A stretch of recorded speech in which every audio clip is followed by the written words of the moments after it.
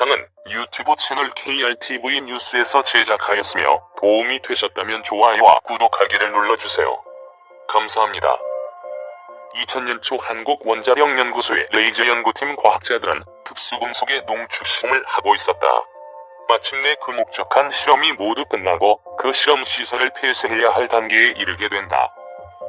그 실험 시설을 그냥 폐쇄하기가 아쉬웠던 레이저 연구팀의 팀장은 당시 원자력 연구소의 소장이었던 장인순 박사를 찾아와 한 가지 은밀한 제안을 하게 된다.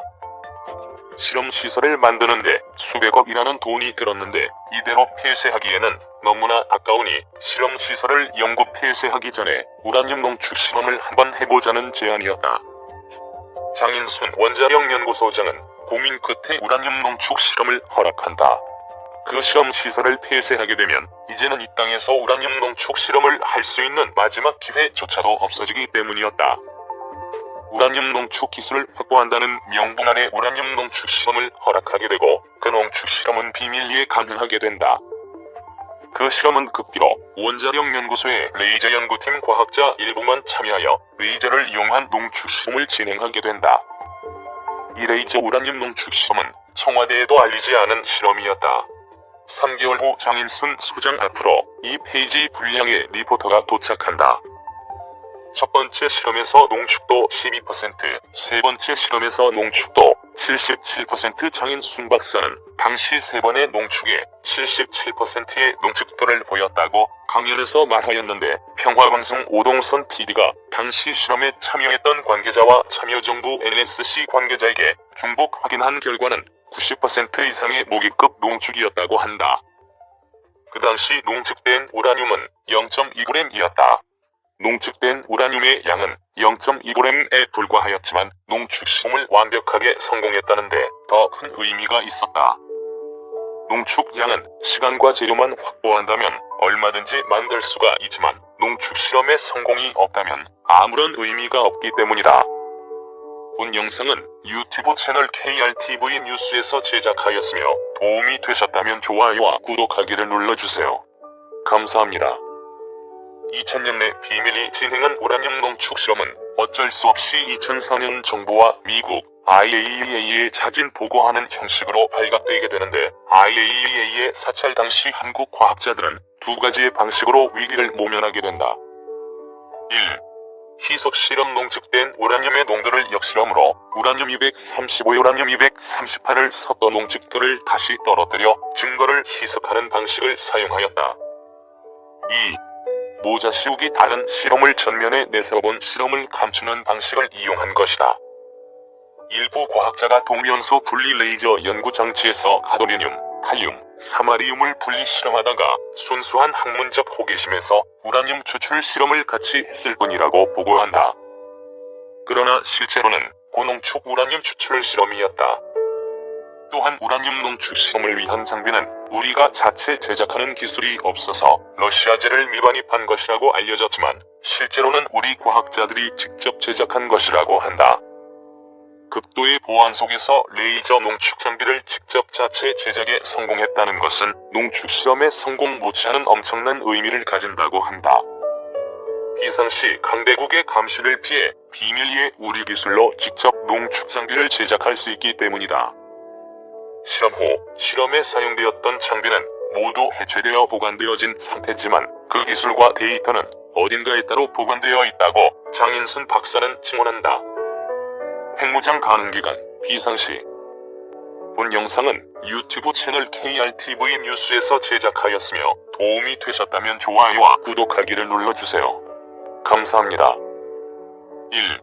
서울대 원자핵공학과 석윤열 교수. 한국은 이미 고리, 월성, 영광 등의 21개의 원자력 발전소를 운영하며 신고리 등의 7기를 건설하고 4기를 건설 준비 중인 세계어대 원자력 강국이며 체르노빌과 후쿠시마로 흔들린 러시아와 일본을 제치고 3대 원자력 강국으로 나아가고 있다. 한국은 핵무기는 없지만 레이저 지처리 우라늄 농축 기술, 플루토늄 추출 기술, 원심 분리 기술을 개발하고 있다. 특히 레이저 우라늄 농축 기술은 세계가 괄목할 정도의 경지에 이르러 있고 유사시 단기간에 핵무장을 할 수 있는 재정적, 기술적 역량이 충분하다. 우리나라 원전에 쌓인 사용 후 해결료는 1만 톤을 넘고 이중 플루토늄이 수십 톤으로 플루토늄 폭탄을 대량 생산할 수 있다. 공식적으로 표명하지는 않지만 핵무장에 필요한 고농축 핵물질 제조 기술은 천연 우라늄 농축에서 해결료 재처리 시설을 통한 플루토늄 농축에 이르기까지 대량 생산이 가능한 수준으로 최소한 6개월 이내에 기폭장치와 투발수단을 갖춘 핵무장이 가능하다. 우리나라는 핵 개발을 위한 고폭, 기폭, 유도장치 등 95% 기술을 보유하고 있으며 플루토늄 폭탄의 경우 핵폭탄 실험을 위한 물리적 공간이 필요하지만 세계 초인류 디지털 기술을 보유한 대한민국의 능력으로는 슈퍼컴퓨터를 이용한 가상 실험을 통하여 충분히 핵실험의 대체가 가능하며 가상 공간에서 핵폭탄 실험을 구현할 수 있다. 단, 우라늄탄은 핵실험이 필요 없다. 1945년 8월 6일 미국이 일본 히로시마에 리틀보이를 투하하였는데 이것은 우라늄탄으로 핵실험의 단계를 거치지 않고 바로 히로시마에 투하시킨 것이다. 2. 평화방송 오동선 라디오 PD 한국의 기술 수준으로 볼 때 레이저 분리 시스템을 적용하면 늦어도 3개월이면 핵무기 1기를 제조할 수 있는 수준이라고 말했다. 3. 레이저 농축법을 이용한 핵무기 1기 제조 이론적 시간 핵폭탄 1개를 만들려면 90% 이상 농축된 우라늄 235가 20kg 정도 필요하며 이를 위해서는 천연 우라늄 3.5톤이 필요한데 레이저 농축법은 2시간 단위로 한 사이클이 계속되며 90% 이상 농축된 우라늄 235를 20kg 얻는데 30만 초밖에는 걸리지 않는다고 한다. 이것은 다시 말해서 농축 우라늄 235 1kg을 얻는데 4.1시간이 소요되는 것에 불과하다는 것으로 국가 비상시에는 초단기간에 전술 핵무장을 할 수도 있다는 이론적 설명이 가능하다. 4.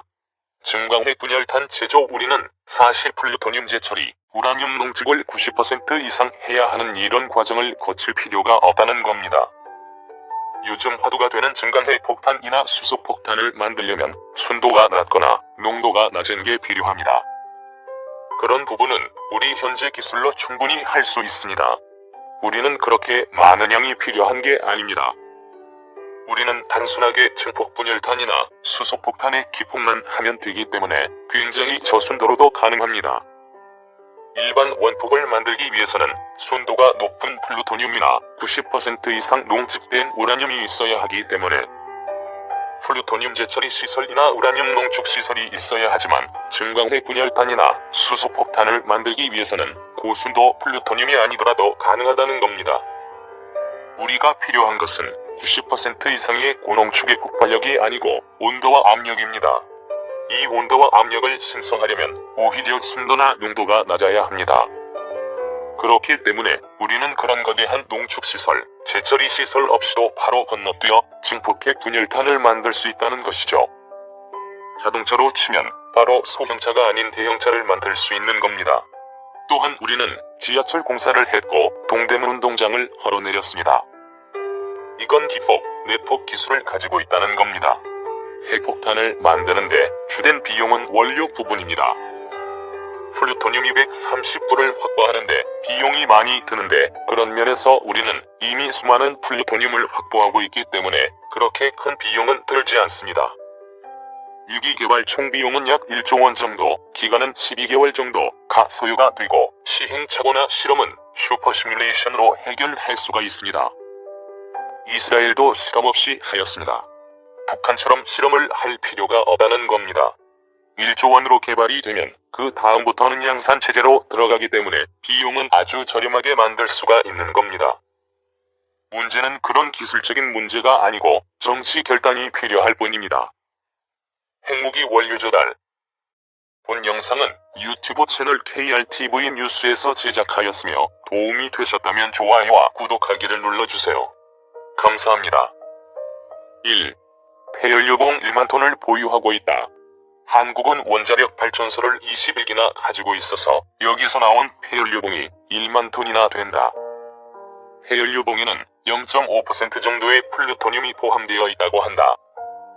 단, 플루토늄이 순도 90%가 되려면 원자로 가동 1년 이내에 것이어야 하는데 우리나라는 3년 가동이 원칙이기에 플루토늄의 순도가 70% 이하 정도일 것이라고 추측한다.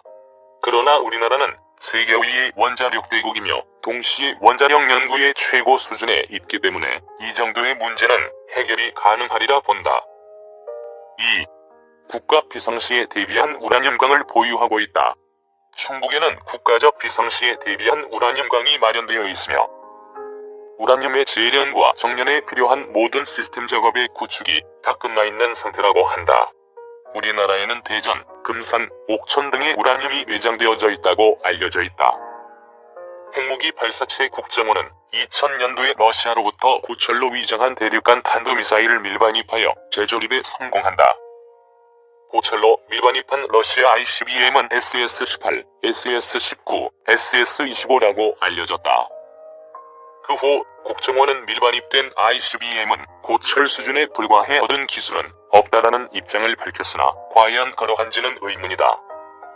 현무입 탄도미사일이 러시아의 미사일과 유사하다는 것에서 그 기술이 적용되었음을 알 수 있다.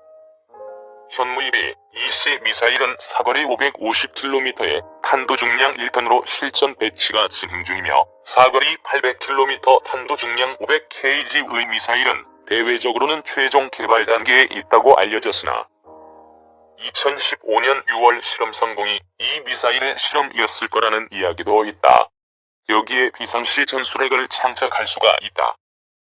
현재 미국과의 미사일 사거리 지침으로 탄도미사일 사거리가 800km에 불과하지만 그 이상의 미사일은 실전 배치만 하지 못할 뿐 사거리와 탄도 중량을 늘린 미사일의 연구, 개발은 할 수 있고 정밀도의 문제일 뿐 원거리 미사일 개발 기술로는 2000km도 가능하다고 한다.